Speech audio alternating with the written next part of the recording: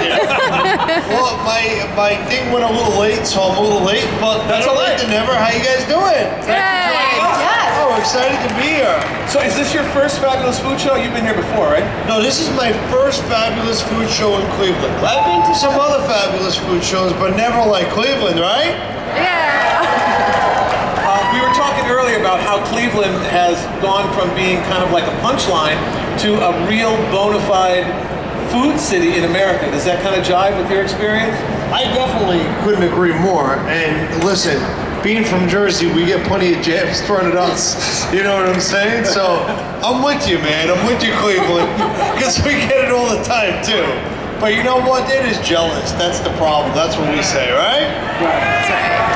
So I know you started very, very young in the bakery business and didn't really even want to be a baker originally, right? It just kind of, your family, it was your family?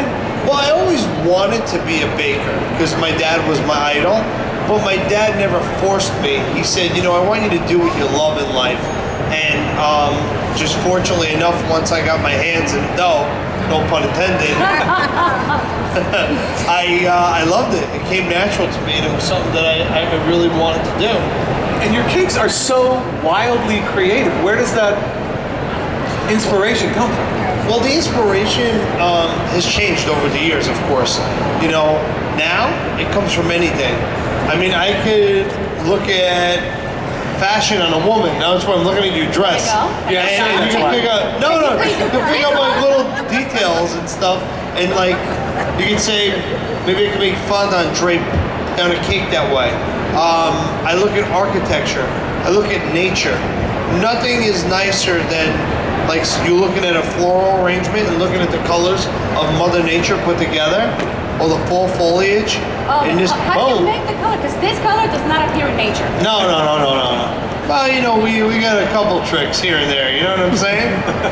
But you inspire from your surroundings and you just kind of go with it. And now you are the cake boss. I'm guessing. Oh, yay! Woo! Let's talk about that. Yeah, it took many years to get here, but I'm here. You're at the pinnacle of the cake world. What happens when you go to a restaurant? Top of the cake, Yeah. the little bride and groom. What happens when you go to a restaurant and you have dinner? I'm guessing they're always.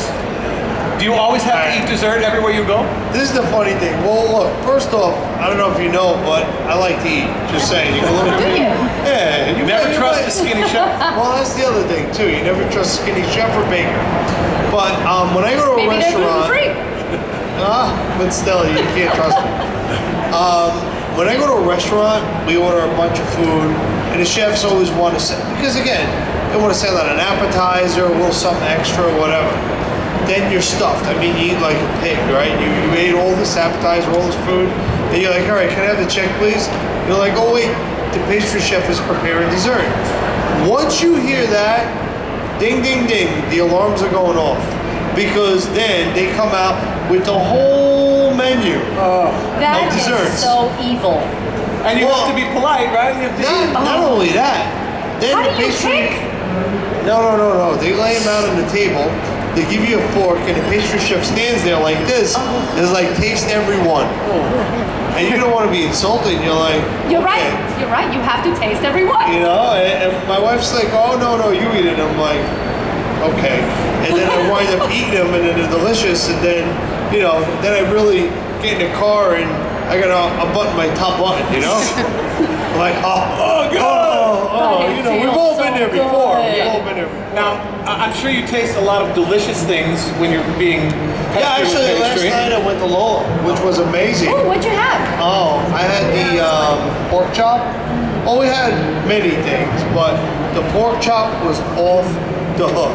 It was so tender, it was cooked to perfection.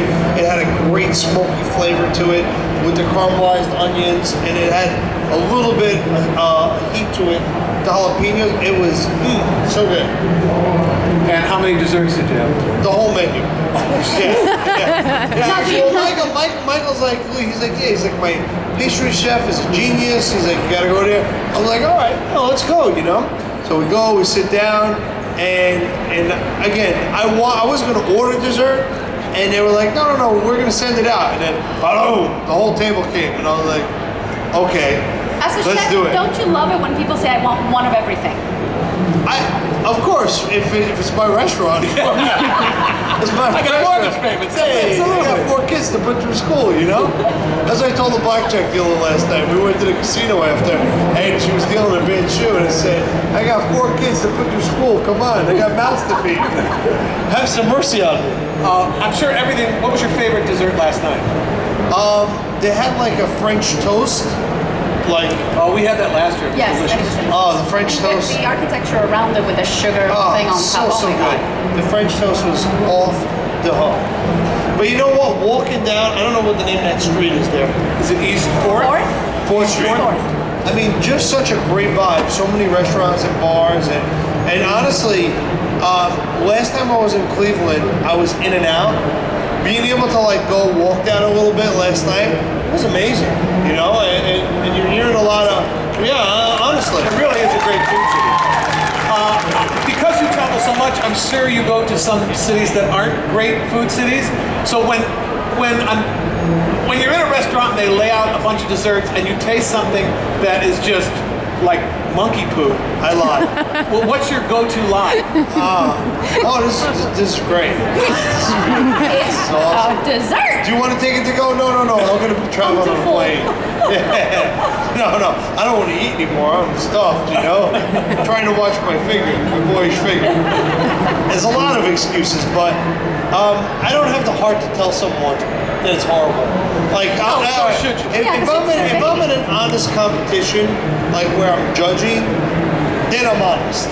But that's what they're expecting. You know, because you got to be honest when you're judging. But if somebody brings me something, and even if I don't like it, And it's their grandmother's recipe. yeah. And the thing is like even like I don't go and write reviews about places or like it's if you're not happy with somewhere, just don't go there again. I mean, so what are we gonna go waste time? What Go is the bad mouth? craziest thing that someone has asked you to eat? Oh my God.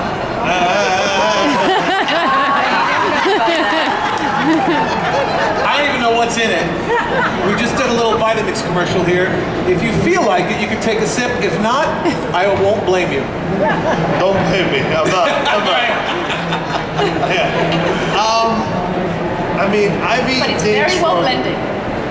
I've eaten things. I mean, one time the craziest thing is probably capuzzel, and it's Sounds like a cousin.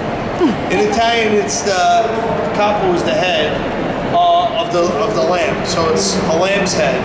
And they do, and I mean the old timers like my father, grandpa, they used to love them. They used to make them, eat them, rip the brains out, the eyes, the whole thing. I remember back then, they didn't have as much food as we have today, so they would eat it. Right. And that was the craziest thing I've probably ever been, because it's scary. You see the thing, you're like, oh my Did God. you eat the brain? I didn't touch it. Oh. I was asked to. He said, what was the craziest thing you were asked to? I've eaten turtle, I've eaten alligator, I've eaten frog legs, I've eaten, What are those hangers? Oh yeah, Rocky Mountain oysters. You ever have those? I've eaten oysters. What's a rock? They're delicious. They're deep fried calf testicles. Oh, no. All right, yeah. I bet they have a How lot of hungry? holes. How hungry do you have to be to eat that stuff? That's my. Like, who was the first person who It's thought of funny. It's funny because they say, like, if I'm ever on Naked and Afraid, would you eat it? Like you got nothing else to eat. You need it in 17 days. You put those in front of you. You eat them? I would take them off the calf first. Yeah. Yeah, but the scary thing is, if you haven't eaten 17 days, like, that's the best damn thing I ever ate in my life. I think that's where they come from originally. Back in the 1800s, if you were really hungry and you're a cowboy and you're in the middle of nowhere, you're gonna eat it. They ate everything else. They had that left over and they said, let's fry them up. Yeah. Luckily, that is not your business. You are the cake boss. Everything you make is delicious. I know you gotta go, so thank you for coming Thank down. you guys so much. We appreciate it. Thank you so much, buddy. Bye, Cleveland. We love you.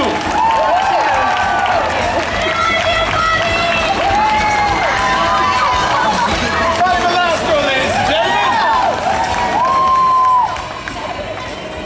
That man is single spawned the fantastic cake world.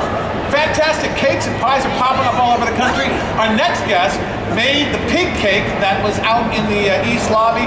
She's an incredible artist turned